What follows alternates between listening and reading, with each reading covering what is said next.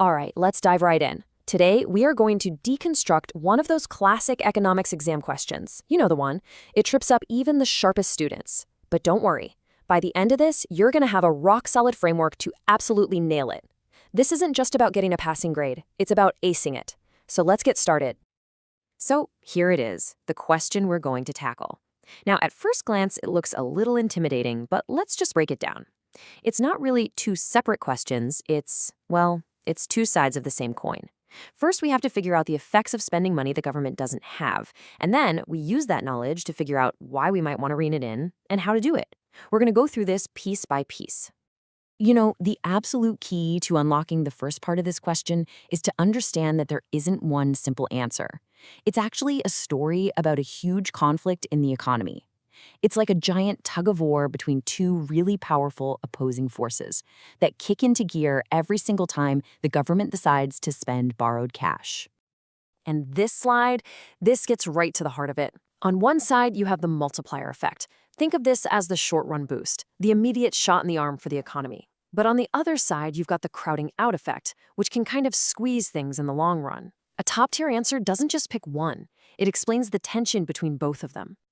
Okay, let's start with the upside, the multiplier effect. Imagine the government decides to spend, say, $1 billion on a new highway. That money goes straight into the pockets of construction workers, right? And the companies that sell steel and asphalt. But it doesn't just stop there. Those workers and suppliers then take their new income and spend it at grocery stores, restaurants, you name it. That creates a whole new wave of activity.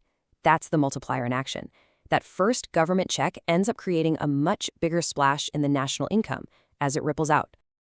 But, and there's always a but in economics, isn't there? Here's the counterpoint. Where did the government get that $1 billion in the first place? It had to borrow it. And that means it's now competing with private businesses for a limited amount of savings out there. When the government starts borrowing huge sums, the demand for loans goes up, and so do interest rates for everybody. Suddenly, it's more expensive for a small business to build a new factory or for a family to get a mortgage. In a way, the government spending is crowding out private spending. And hey, if you really want to see the charts and the math behind all this, these are the exact chapters you need to look at in a standard textbook like Mankiw's. Chapter 34 is your go-to for both the multiplier and crowding out. And Chapter 26 is fantastic for understanding the market for loanable funds, which is basically the arena where that crowding out battle takes place. Okay, so we've got the theory down. Now let's switch gears and get strategic. How do we actually build the perfect answer on an exam? Because it's not just about knowing the stuff, it's about how you structure it to show that you have total command of the topic. Here are 4 rules that will get you a top score. Trust me on this. 1, treat the 2 parts of the question separately. It just makes your answer so much clearer. 2, for that first part, you have to present the balanced case. Explain both the multiplier and the crowding out.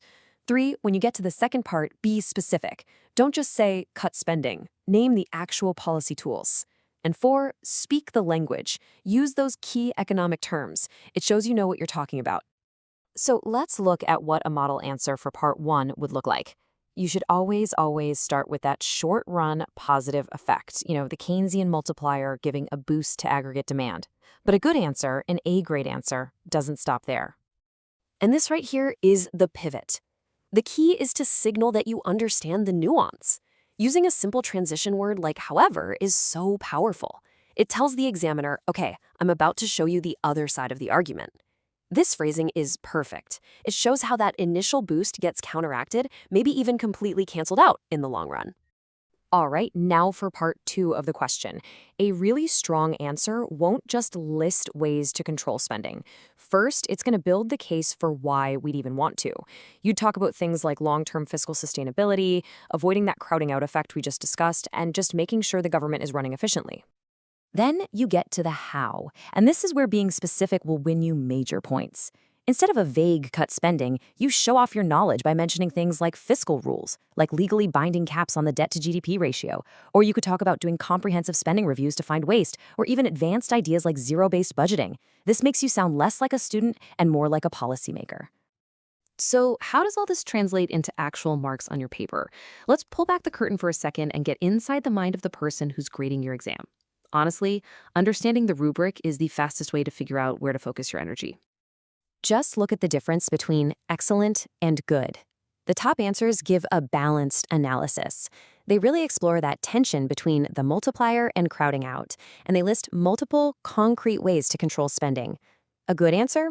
Well, it might get one side right but be a bit fuzzy on the other, or the suggestions are just too general. The path to an excellent score is paved with balance and specifics. Now, if you really want to show off, or if you're just genuinely curious about where these ideas go next, it's worth knowing some of the more advanced concepts that build on this. This is the kind of stuff that takes your understanding from the classroom to the real world. You could look into something called Ricardian equivalence. It's this fascinating theory that basically asks, does it even matter if the government pays for things with debt or taxes? Because smart citizens know today's debt is just tomorrow's taxes. Or you could do a deep dive into the debt-to-GDP ratio and find out why economists are so obsessed with it. And of course, there's the huge real-world debate around austerity. And we'll leave you with this final thought.